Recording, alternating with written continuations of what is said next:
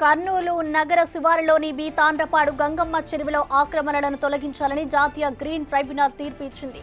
Kurnool to Chittoor ప్రధాన రహదారి పక్కనే ఉన్న గంగమ్మ చెరువు సుమారు 80 ఎకరాల విస్తీర్ణంలో ఉంది. ఇందులో దాదాపు 12 ఎకరాలు కబ్జాకు గురైంది. దీనిపై టీడీపీ మాజీ ఎంపీపీ రాజవర్ధన్ రెడ్డి 2021లో చెన్నైలోని జాతీయ హరిత ట్రైబ్యునల్ను ఆశ్రయించారు.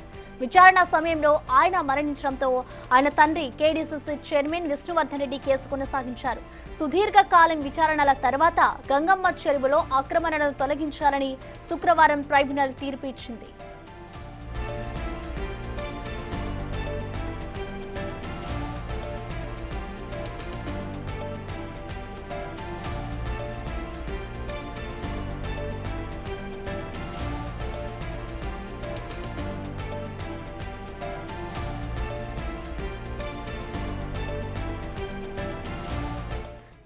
జాతీయ గ్రీన్ ట్రైబ్యునల్ తీర్పుకి సంబంధించిన పూర్తి డీటెయిల్స్ ని మా ప్రతినిధి శ్రీరామ్ అందిస్తారు. శ్రీరామ్, కర్నూలు నగర శివారులో ఉన్న గంగమ్మ చెరువు దాదాపుగా 80 ఎకరాల విస్తీర్ణం ఉంటుంది. తాగునీటి అవసరాలను తీరుస్తూ దాదాపు 10 గ్రామాల ప్రజలకు జీవనాడిగా ఉంటున్న చెరువును కొందరు కబ్జాదారులు కంప్లీట్గా మనం చూస్తూ ఉన్నాం విజువల్లో. ఇదంతా కూడా చెరువు ప్రాంతమే. 80 ఎకరాల్లో ఇప్పటికే దాదాపు 25 నుంచి 30 ఎకరాల భూమి మొత్తం కూడా కబ్జా చేసి యథేచ్ఛగా ఈ గ్రావెల్ ఏదైతే ఉందో ఎర్రమట్టి కనిపిస్తున్న ఈ ఎర్రమట్టిని యథేచ్ఛగా మొత్తం కూడా దాదాపు మనిషి ఎత్తులో కూడా ఈ యొక్క గ్రావెల్ని తోలి కంప్లీట్గా మనం చూసే విజువల్తో పాటు పక్కన ఇదంతా ఒక మైదానం లాగా కనిపిస్తుంది. దాంతోపాటు పక్కనే కోనోకార్పస్ మొక్కలను కూడా పెద్ద ఎత్తున పెంచి ఇదంతా కూడా కంప్లీట్గా వెంచర్ను వేయాలంటూ కూడా ప్లాన్లో ఉన్నటువంటి పరిస్థితి. అయితే గతంలో 2021 ప్రాంతంలో కర్నూలు చెందినటువంటి హర్షవర్ధన్ రెడ్డి ఇక్కడే స్థానికంగా కర్నూలు ఎంపీపీగా పనిచేశారు. ఆ క్రమంలోనే ఈ యొక్క కేసును ఎన్జిటి గతంలో ఫిర్యాదు మేరకు ఈ కేసును మొన్న ఇచ్చినటువంటి ఏదైతే ఆదేశాలు ఉన్నాయో ఇక్కడ నిర్మించినటువంటి నిర్మాణాలు ఏవైతే ఉన్నాయో ఈ నిర్మాణాలను వెంటనే తీసివేయాలి.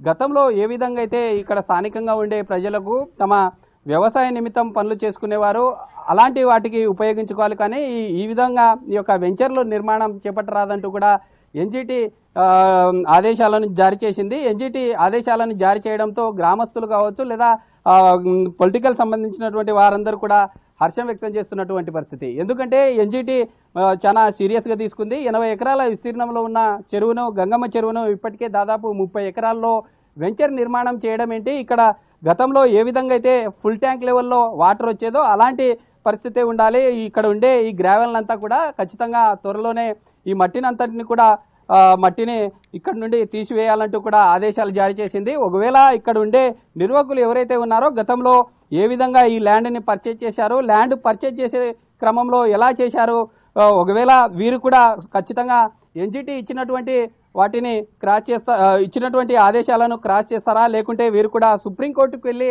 ఈ యొక్క అంశానికి సంబంధించి కొంత ఫైట్ చేసే ఛాన్స్ ఉన్నట్లుగా తెలుస్తుంది. ఏదేమైనప్పటికీ మనం చూస్తున్నటువంటి ఈ మైదానం అంతా కూడా దాదాపు 30 ఎకరాల విస్తీర్ణంలో ఇదే గ్రావెల్ని తోలి దాదాపుగా మనిషి ఎత్తు మట్టితో పూడ్చివేసినటువంటి పరిస్థితి. గతంలో పూడ్చివేసిన ఈ ప్రాంతం అంతా కూడా ఈ గ్రావెల్ను కంప్లీట్గా ఇక్కడి నుండి తీసివేయాలంటూ కూడా ఎన్జిటి ఆదేశాలు జారీ చేయడంతోనే గ్రామస్తులంతా కూడా హర్షం వ్యక్తం చేస్తున్నటువంటి పరిస్థితి అయితే కనిపిస్తుంది.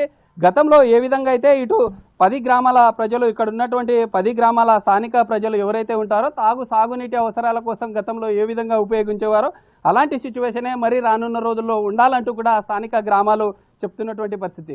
ఒకవేళ ఇప్పటికే గతంలో ఎవరైతే ఈ వైసీపీ ప్రభుత్వ హయాంలో దాదాపుగా ఈ 30 ఎకరాలు కబ్జాలైనటువంటి ఈ ప్లేస్ ఉందో ఈ ప్లేస్లో యథేచ్ఛగా నిర్మాణాలకు సహకరించినటువంటి అధికారుల మీద కూడా కొంత వేటుపడే ఛాన్స్ ఉన్నట్టు కూడా మనకు తెలుస్తున్నటువంటి పరిస్థితి. అయితే చూడాలి, ఇప్పటికే ఎన్జిటి ఇచ్చిన ఆదేశాల మేరకు ఇక్కడ ఉండే గ్రావెల్నంతటిని కూడా ఇక్కడ నుండి తీసివేయాలి. తీసివేసిన తర్వాత ఇక్కడ ఎలాంటి నిర్మాణాలు చేపట్టవద్దు. గతంలో ఏ విధమైతే చెరువులో ఉన్నటువంటి ఈ నల్లమట్టి ఉంటుందో ఆ సాయిల్ వరకు కంప్లీట్గా తీసివేయాలి. ఫర్దర్గా రానున్న రోజుల్లో కూడా ఇక్కడ ఎలాంటి నిర్మాణాలు చేపట్టొద్దంటూ కూడా ఎన్జిటి స్పష్టమైనటువంటి ఆదేశాలు ఇవ్వడం జరిగింది.